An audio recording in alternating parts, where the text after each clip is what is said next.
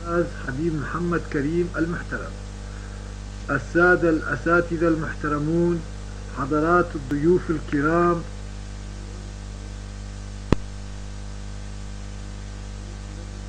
مرحبا بكم باسم معهد إعداد الكوادر للحزب الديمقراطي الكردستاني.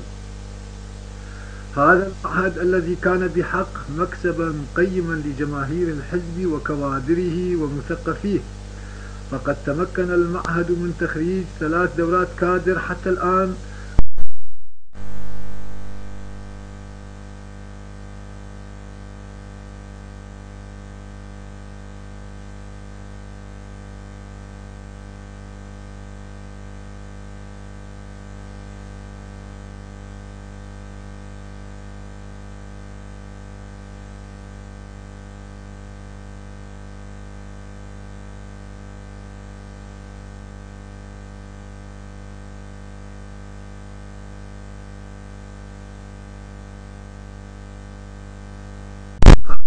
المحاضرات وتعلقهم بها وإصرارهم على استيعابها وفهمها ورغبتهم الشديدة في رفع مستواهم الفكري والثقافي الحزبي، مما يجعل من هؤلاء الرفاق أن يكونوا موضع التقدير والاحترام الزائدين. لا شك أن الفترة التي استغرقتها الدورة كانت كافية لنتفهم بعضنا البعض، وكانت كافية أيضا لتبادل الآراء والأفكار حول مختلف الشؤون الحزبية والقومية والسياسية. ولكن من الضروري أن ننتهز هذه الفرصة كذلك لنعيد إلى الأذهان أن واجبات جديدة ألقتها الدولة على عاتقكم، ومهمات جديدة تنتظركم في فروعكم. إنكم مطالبون للنضال دون كلل بين صفوف جماهير الشعب،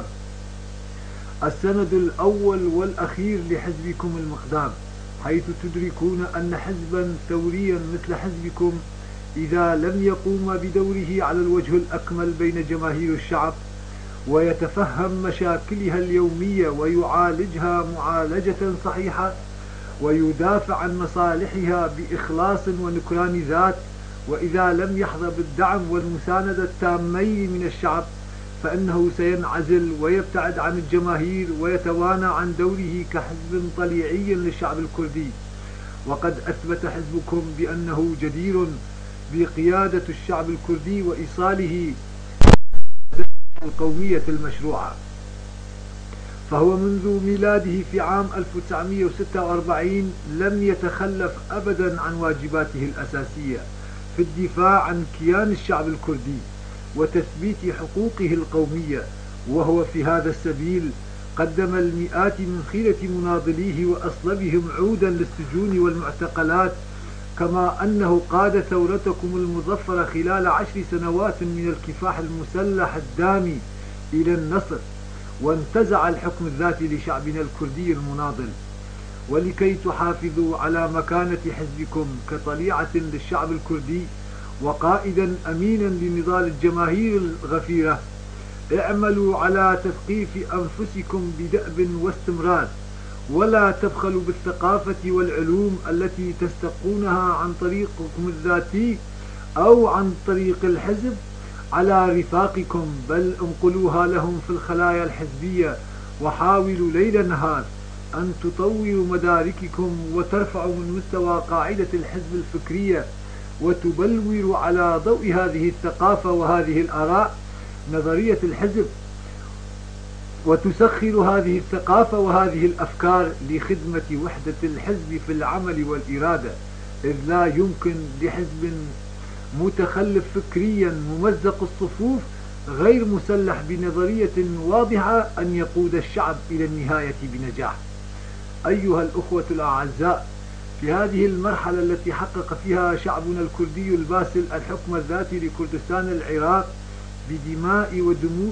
بدماء ودموع أبنائه، عليكم أن تصونوا وحدتكم الوطنية والحزبية،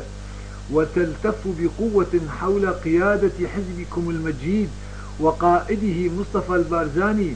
لأنها الضمانة الأكيدة للحفاظ على حقوقكم. ولا تدعوا الفرصة أمام الأعداء ليمزقوا وحدة حزبكم ويفرقوا صفوف شعبكم وكونوا حذرين من مؤامرات المستعمرين والرجعيين الحاقدين الذين يبغون سرقة حقوق شعبكم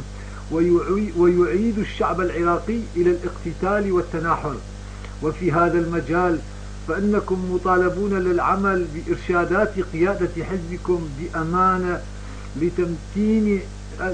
التحالف والتعاون بين حزبكم وحزب البعث العربي الاشتراكي الذي كان له شرف إعلان بيان آذار التاريخي، وناضل بإصرار لتوسيع قاعدة التحالف هذه لتشمل القوى والأحزاب السياسية كلها، ففي ذلك سند قوي لحقوق شعبنا الكردي واستجابة صادقة لمطالب الشعب العراقي في الحرية والحياة الديمقراطية الصحيحة. ويجب أن لا يغرب عن بالكم لحظة واحدة أنكم هنا في كردستان العراق تشكلون جزءا من أمة ممزقة مجزأة مضطهدة، هي الأمة الكردية التي عمل الاستعمار على تجزئتها، وعملت الحكومات الرجعية والشوفينية في البلدان السائدة على صهر كيان الشعب الكردي وإنكار وجوده القومي. ومن الواجب القومي عليكم أن تعملوا بكل ما أوتيتم من قوة لتوحيد نضالكم مع أبناء جلدتكم في هذه الأجزاء، لتكافحوا جنبا إلى جنب لانتزاع حقوق شعبكم وحريته المهدورة. وأخيرا أنهي كلمتي بتقديم الشكر والاحترام لقائد الشعب الكردي مصطفى البارزاني والمكتب السياسي للحزب لما أولوا من اهتمام ورعاية بالمعهد والكوادر، والثقة التي حظينا بها لتسليم هذه المسؤولية. كما وأتقدم بالشكر والاحترام إلى الأخوة الأساتذة المحاضرين لما قاموا به من جهود لإنجاح الدورة، وأتمنى للرفاق الكوادر الموفقية في النضال. والسلام عليكم.